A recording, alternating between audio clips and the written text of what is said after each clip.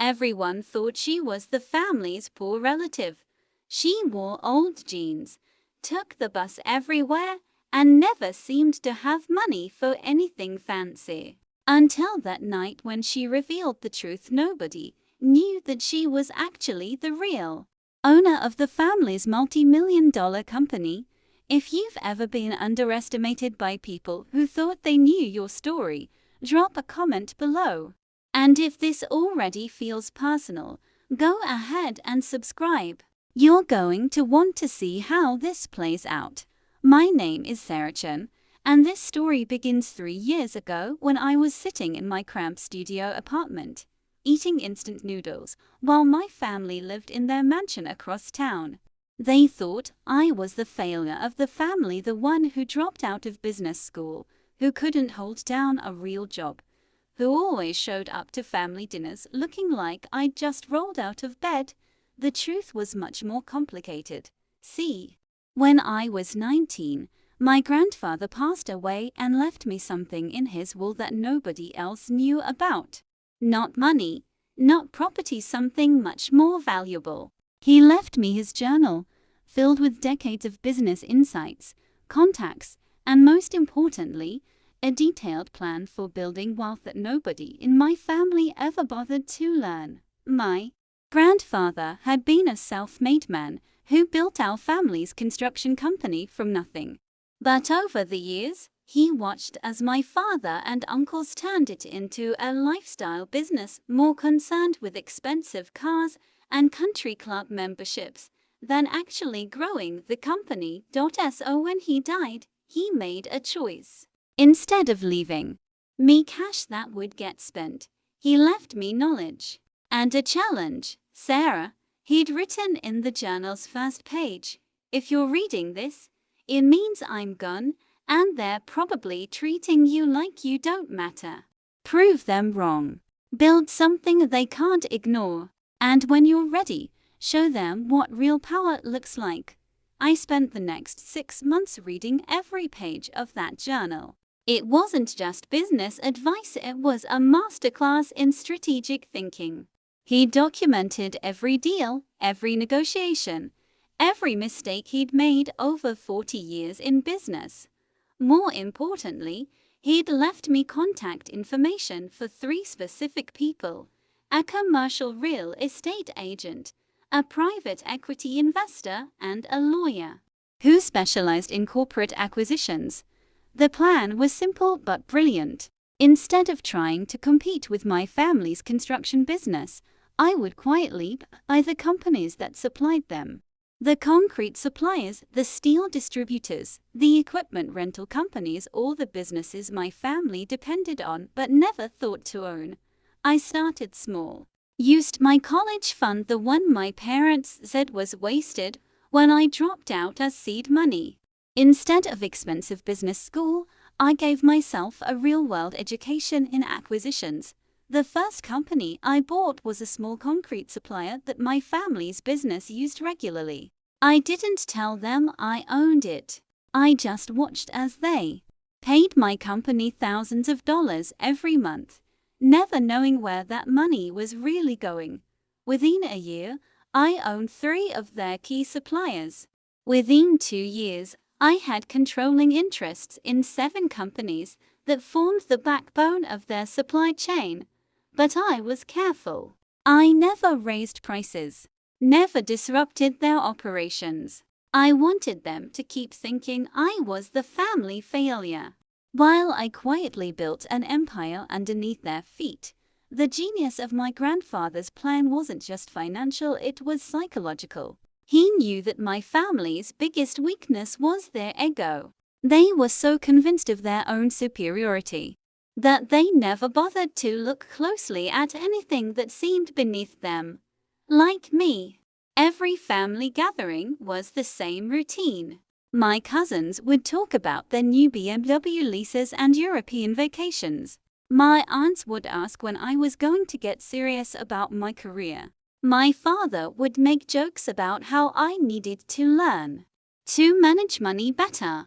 I would sit there in my thrift store clothes, eating their expensive catered food, and smile. Because I knew something they did in single quotes T.by year 3. I owned or had controlling interests in 11 companies. My monthly income had grown to more than what the entire family business generated in profit. But I lived in the same small apartment, drove the same old Honda, and kept shopping at the same discount stores. The only thing that changed was my bank account and my confidence. Then came the night that changed everything. It was my uncle Robert's 60th birthday party. The whole family was there, celebrating at an expensive restaurant they'd rented out for the evening. I showed up in my usual uniform, jeans, sneakers, and a simple black sweater. During dinner, the conversation turned to business.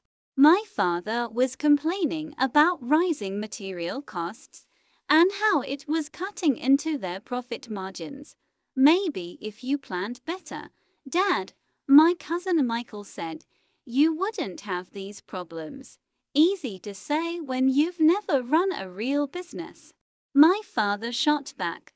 That's when my Aunt Linda looked over at me. Speaking of real business, Sarah, are you still doing that?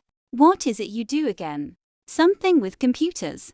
The table went quiet. This was their favorite game, putting me in the spotlight so they could all feel better about themselves. Actually, I said, setting down my fork, I've been thinking about that. About what I do, my father chuckled. Don't worry, sweetheart. We all find our path eventually.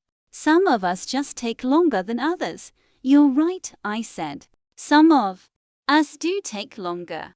But sometimes, taking longer means doing it right. I pulled out my phone and opened a file I'd been preparing for months. Bank statements, corporate filings, acquisition documents, everything organized and ready. I wanted to share some good news with the family. I continued about my career path. The table was watching now, probably expecting me to announce some entry-level job or maybe a new business idea they could politely dismiss. I've been investing in some local businesses, I said. Actually, quite a few of them. I slid my phone across the table to my father, showing him the first document, the ownership papers for Reliable Concrete Solutions, the company his business had been buying from for 3 years. His face went white. Sarah, he said slowly, what is this? That's the company that supplies about 40% of your concrete, I said calmly. I bought it 18 months ago. The table was dead silent now. I took the phone back and swiped to the next document. This is Metro Steel Distribution. You buy about 60% of your steel from them. I acquired controlling interest last year. Another swipe. Pioneer Equipment Rentals, Western Logistics, Downtown Supply, Alliance Construction Materials. With each name, I watched their faces change. Confusion turned to disbelief, then to something approaching fear. Sarah, my mother whispered, how did you pay for all this? I finished. That's the beautiful part. I didn't pay for it with my money. I paid for it with yours. I pulled up the final document, a financial summary showing the total revenue flow between their business and my companies over the past 3 years. Every time your company buys materials, you are essentially paying me. You've collectively transferred about $1.2 million to my businesses without knowing it, which I then used to buy more of your suppliers. The silence stretched on for what felt like forever. Finally, my father spoke. But you're living in that tiny apartment. You take the bus. I live below my means, I said. It's called delayed gratification.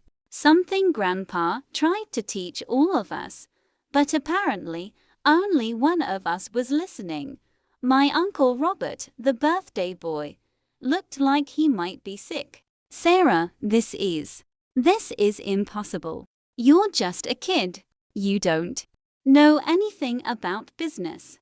I smiled, not the polite smile I'd been wearing for 3 years, but a real one. You're right. I don't know anything about your kind of business. The kind where you spend money to look successful instead of actually being successful. But I know plenty about Grandpa's kind of business. The kind where you work in silence and let your results speak for themselves. I stood up from the table. The funny thing is, you could have learned this too. Grandpa left all of us letters when he died, but most of you never bothered to read yours. You were too busy fighting over the obvious inheritance to notice the real treasure he left behind. I walked around the table, placing a hand on my father's shoulder. Don't worry about the supply costs going up, by the way. I'm not interested in gouging family. I'm interested in proving a point, which I think I've done. As I headed toward the exit, my cousin Michael called out, "Sarah, wait. What happens now?" I turned back to face the table full of people who'd spent 3 years treating me like I was invisible. Now you know better. And hopefully, you'll think twice before assuming you understand someone just because they don't feel the need to show off. I walked out of that restaurant a different person than I'd walked in. Not because anything had changed about me, but because everything had changed about how they saw me. 6 months later, I moved into a bigger apartment. Not a mansion. I'm still not interested in showing off, but a place with actual windows and a kitchen I can cook in.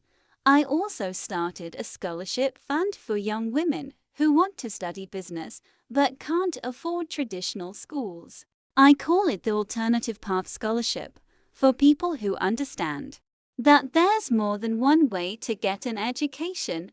My family and I have a different relationship now. Not better or worse, just honest. They respect what I've built, and I respect that they're trying to learn from their mistakes. But every now and then, when I'm sitting in a family gathering and someone starts talking about how important it is to look successful, I catch my grandfather's photo on the mantle, and I swear I can see him smiling, because he knew what I learned that night at the restaurant.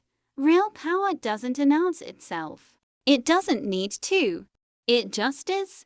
And sometimes, the person you least expect to have it is the one who's been building it quietly all along. If this story hit close to home, hit that subscribe button.